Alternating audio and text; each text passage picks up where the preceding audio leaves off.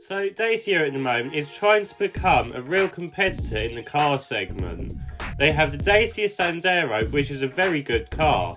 They also have the Jogger 7-seater, which for the value is excellent, and they also have the new Duster, which is extremely good and much better than the previous generations. Well, they also made a car called the Dacia Spring, and the first generation was, shall we say, not the best. Well, we didn't get it in the UK, and to be honest, I'm quite thankful for it. This is the new version of the Dacia Spring though, and this one is coming to the UK as the cheapest electric car you can buy. The question is though, is the cheapest the best for this instance? Well, let's find out. Hello everyone, welcome to Everything Cars and More. This is the #1 place to be for car news and reviews. Sit back, buckle up, let's go.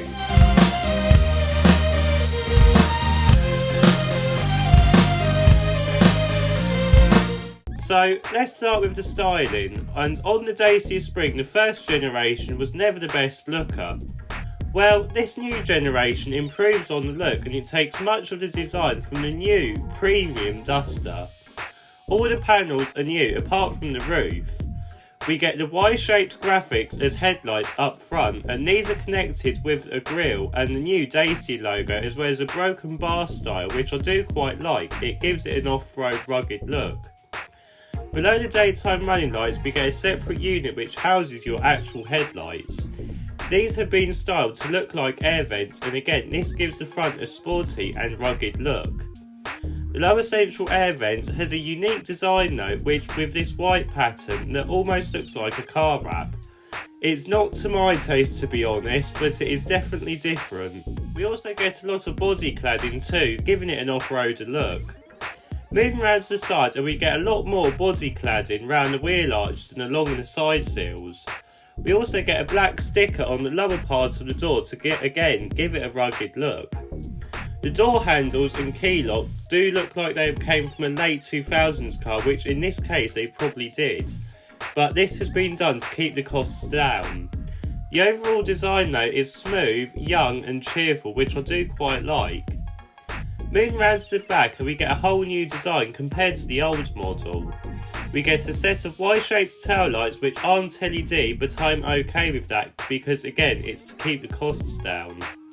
Connecting these taillights now is a black plastic bar with the Dacia lettering in it, giving it again a rugged look and almost a concept look too. The bumper is very minimal and has the same graphic as the front central air vent, which again I'm not sure about, but it is different.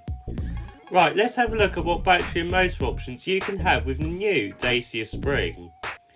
So the battery and motor options are quite simple in the Spring, with only 2 options available. The base model uses a 44 brake horsepower motor and a 26.8 kWh battery pack. This gives you a range of about 140 miles, which isn't that bad considering the price, which we will get onto in a moment. The 0 to 62 time though is dealt within a very slow 19.1 seconds, which isn't that great to be honest. It is front wheel drive though.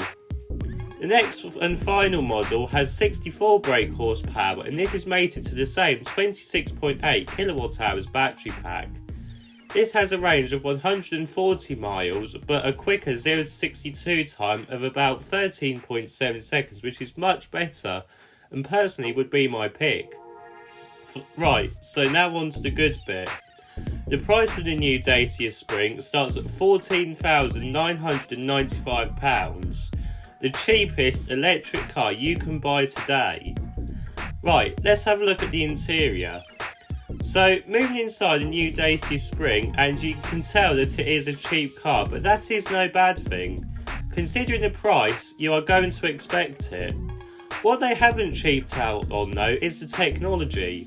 You get a fully digital instrument cluster with decent graphics in it, and you get a brand new 10-inch infotainment system that is taken from the new Dacia Duster, which runs Android Automotive. This means you can get access to Google Maps and other Google services, which is a very good idea. The switchgear also feels decent and not flimsy too, making the user experience even better. The same goes for the steering wheel, again taken from the new Dacia Duster. It is a bit like 50 Shades of Grey in this car now, but we do get some copper coloured plastics which does lighten the cabin up quite nicely. We also get a little toggle lever for the gear selector and a manual handbrake too. The only negative I have on this interior would be so far is the seats. They look too cheap and feel too cheap and have very little support. I wish these would have been updated to the ones found in the Sandero, as they are that much better. If that had been done, the interior would be a perfect place to be. Right, let's have a look at the rear seats. So, getting into the back, and it is only a 4-seater, but that might be a good thing as there isn't a lot of room in the back. Legroom is a bit tight, but the headroom is just about bearable. Again, this is to be expected, but if it had better seats up front then it would have had more legroom. The rear seats are also quite flat, so again there isn't much support there either, which is a big shame. But it is mainly going to be as a second car or a first time driver's car. Right, let's have a look at the boot. So, opening the boot to the new Dacia Spring, and considering it is a city car, it does have a super mini boot size with 308 litres with the rear seats in place. Folding the seats down and you get 1004 litres. There is a big load lip now, and there is no underfloor storage for your cables, which is a shame. Dacia may offer a front storage area as an accessory now, which may add about 30 litres of space up front, but this should be standard really if it can be retrofitted, and that is a shame. So what do I think of the new Dacia Spring then? Well, for the value of the car it isn't that bad. The design is decent and so is the interior. It's not the most practical car in the world and storage isn't the best, as to are the seats. It shouldn't be considered as a main car though, but a second car or a first time driver's car. Really though, if you save a bit more money you could go for a Vauxhall Corsa, which is only £4,000 more, but in terms of PCP pricing it is very similar. With that, you get a bigger car and more range and style too. It is also a lot safer and much more premium than the Spring. So, taking it back to my question, is the cheapest car the best car? Well, in some way, if it will suit you, then yes. But I would have to say no for me, as there are better electric models out there that aren't that much more. And don't forget, you also have the used market if you don't want to buy a brand new electric car.